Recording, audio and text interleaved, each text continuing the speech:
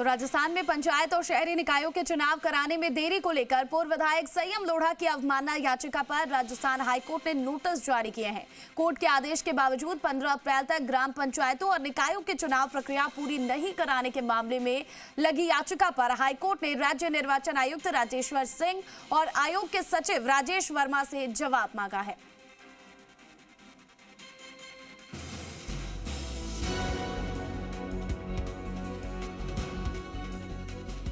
राजस्थान में पंचायती राज संस्थाओं के चुनाव और नगरीय निकायों के चुनाव में देरी को लेकर पूर्व विधायक संयम लोढ़ा की अवमानना याचिका पर राजस्थान हाईकोर्ट ने नोटिस जारी कर दिए हैं।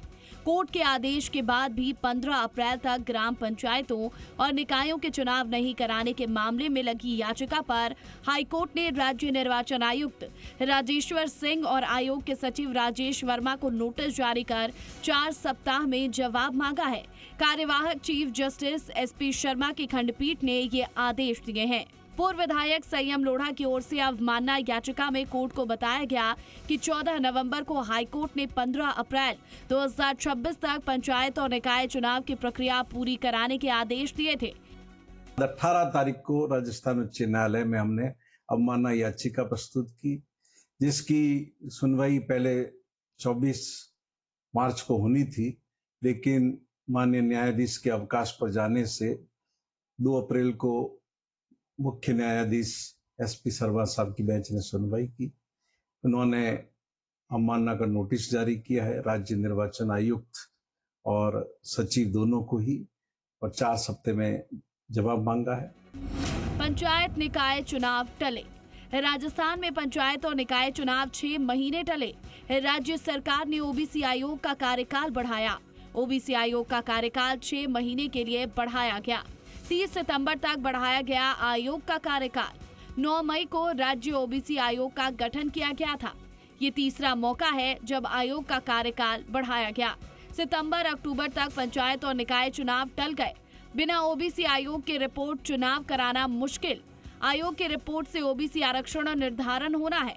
आरक्षण तय किए बिना चुनाव कराने में कानूनी पेचीदगी।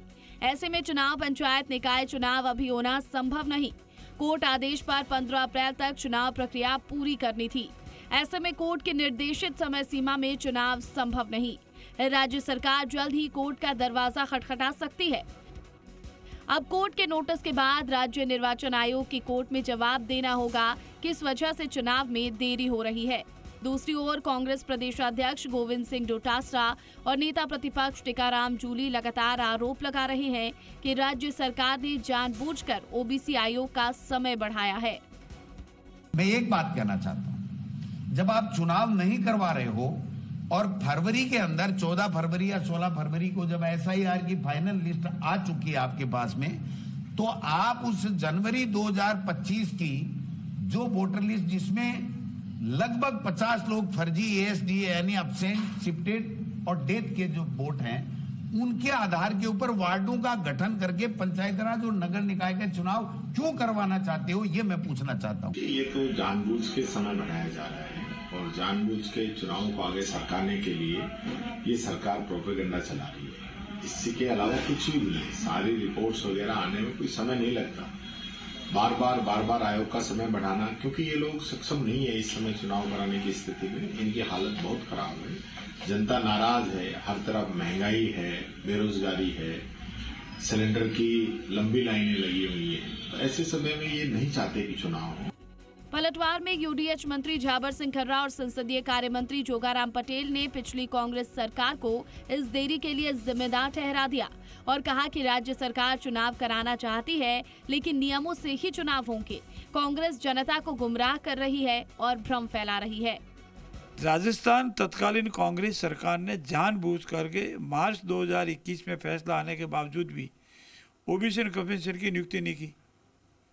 हमारी सरकार आने के बाद एसओजी भजनलाल जी ने तुरंत निर्णय लिया, ओबीसी कमीशन की नियुक्ति की और जो माननीय सर्वोच्च न्यायालय के निर्देश थे और जो कानून के उसके अनुसार ओबीसी वर्ग का जितना भी हमारे राजस्थान में लोग रहते हैं, उनकी जैसी सुप्रीम कोर्ट ने वैसी जांच करने की रिक्वेस्ट की। 6 मार्च 2026 को नोखा नगर पालिका को लेकर माननीय राजस्थान उच्च न्यायालय की खंडपीठ ने ये निर्णय दिया है कि राजस्थान नगर पालिका अधिनियम की धारा 10 राज्य सरकार को सक्षमता प्रदान करती है कि वो जब चाहे किसी भी नगर निकाय का परिसीमन पुनर्गठन कर सकती है। इसलिए राज्य सरकार ने जो कुछ किया है वो नियमानुसार किया है।